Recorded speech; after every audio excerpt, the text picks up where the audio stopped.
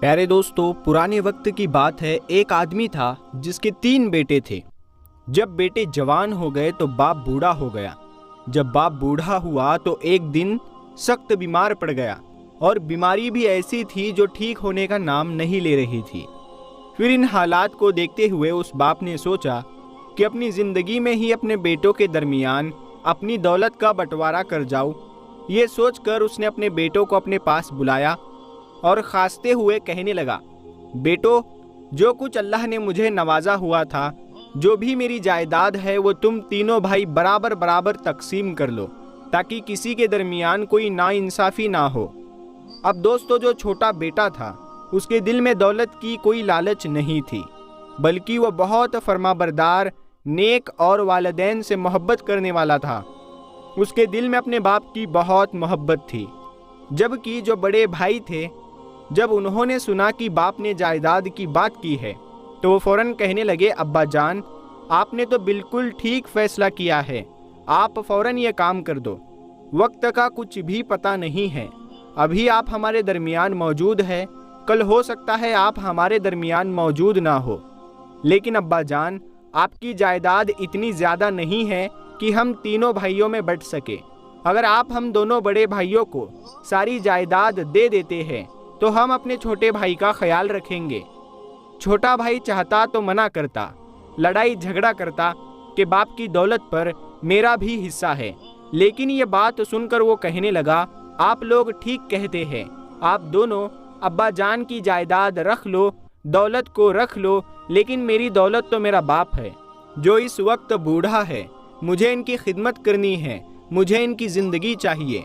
इसके बाद उन दोनों बड़े भाइयों ने पूरी जायदाद अपने नाम कर ली और बराबर बराबर बांट ली और उस घर से चले गए। बूढ़ा बाप प्यार और मोहब्बत से अपने छोटे बेटे को देखने लगा और कहने लगा कि बेटा, तूने ऐसा क्यों किया? तू भी कुछ हिस्सा रख लेता तो तुझे भी कुछ पैसों की ज़रूरत होती। तो छोटा बेटा कहने लगा, मैं आपकी खिदमत करना चाहता हूँ, मुझे अल्लाह पाक इसका इनाम देगा। और सच में उसने अपने बाप की इतनी खिदमत की कि बीमार बाप फिर से तंदुरुस्त हो गया, यानी वो ठीक हो गया। वो अपने बेटे को हर दम उठते बैठते दुआएं देता था। बेटा मेहनत मजदूरी करता और अपना और अपने बाप का पेट पालता। कई साल गुजरने के बाद जब उसके वालिद जिंदा थे तो उसे एक ख्वाब आया। ख्वाब में कोई नूरानी चेहरे वाले उसे नजर आए। वो उनका चेहरा साफ तो नहीं देख सका, लेकिन वो बुजुर्ग कह रहे थे कि एक जगह पर एक अशरफी रखी है और उस पेड़ के नीचे है। उस अशरफी को तुम ले लो, तुम्हारी ज़िंदगी बदल जाएगी। तो ये बेटा कहने लगा, क्या उस अशरफी में बरकत है? तो उन्होंने कहा, नहीं, उसमें बरकत नहीं है।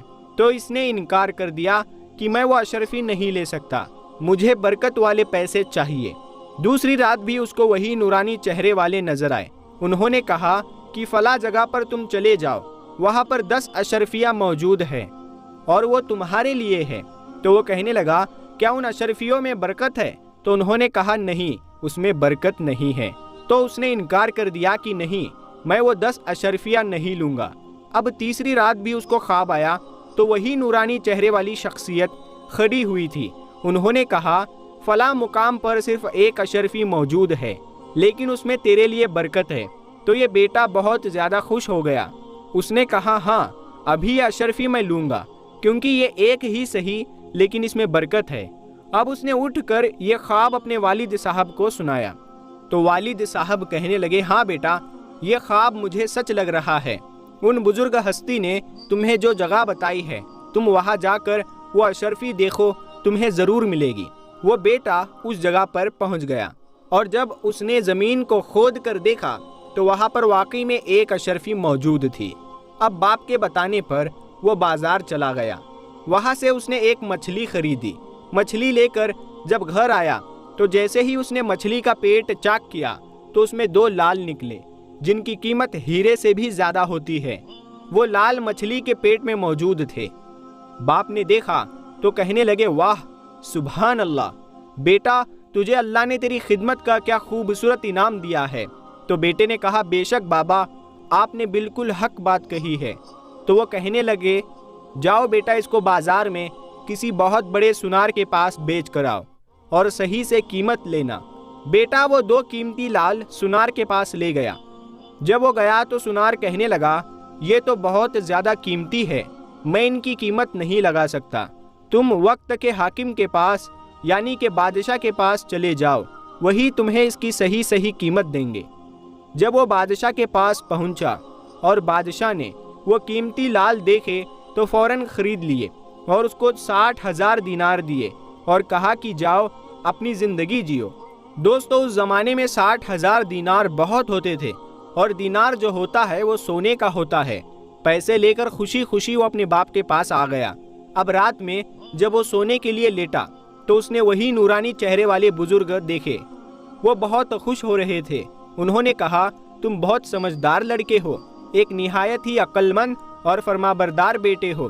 تم نے جائیداد کے بدلے اپنے باپ کو چنا، تم نے باپ کی خدمت کی۔ اللہ پاک نے تمہاری نیکی کو اتنا پسند کیا، تمہاری خدمت کو اتنا پسند کیا کہ تمہیں قیمتی پتھر یعنی لال سے نواز دیا، اور پھر تم نے جو اشرفی چنی تھی وہ برکت والی تھی۔ برکت والے پیسوں میں جو برکت ہوتی ہے وہ زندگی بھر ختم نہیں ہوتی۔ تم نے عقل مندی دکھا کر اپنے لیے جس چیز کو چنا، اللہ تعالیٰ نے تمہیں دیکھ لو کتنا نوازا۔ یہ تو صرف دنیا میں تمہارے باپ کی خدمت کرنے پر تمہیں چھوٹا سا انعام ملا ہے، اور آخرت میں اس سے زیادہ انعام تمہارے لیے رکھا گیا ہے۔ اب جاؤ اپنے والد صاحب کے ساتھ ہنسی خوشی زندگی گزارو۔ پھر صبح اٹھ کر اس نے اپنے باپ کو جب خواب سنایا تو باپ نے کہا بے شک بیٹا میری دعائیں تمہارے ساتھ ہے، تم نے اس بوڑھے باپ کی جو خدمت کی ہے، اللہ پاک نے تمہیں ان دعاؤں کی وجہ سے، تمہاری خدمت کی وجہ سے جو نوازا ہے، انشاءاللہ دیکھنا تمہارے پیسوں میں ہمیشہ برکت رہے گی۔ اور پھر اس طرح اس نے اپنا کاروبار شروع کر دیا۔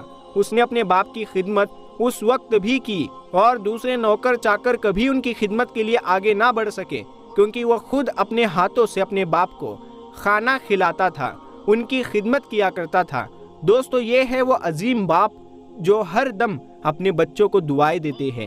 یہ ہے وہ تربیت جو نظر آتی ہے۔ اولاد کی صورت میں اگر بیٹا باپ کی خدمت کرے تو باپ کو چاہیے کہ دن رات اس کو دعائیں دے، اور اولاد ایک بات یاد رکھے کہ اپنے ماں باپ کی خدمت کرے تاکہ وہ آپ کو دعائیں دے، کیونکہ ماں باپ کی دعاؤں سے ہمیں بہت کچھ مل جاتا ہے، اور کبھی بھی والدین کا دل نہ دکھائے۔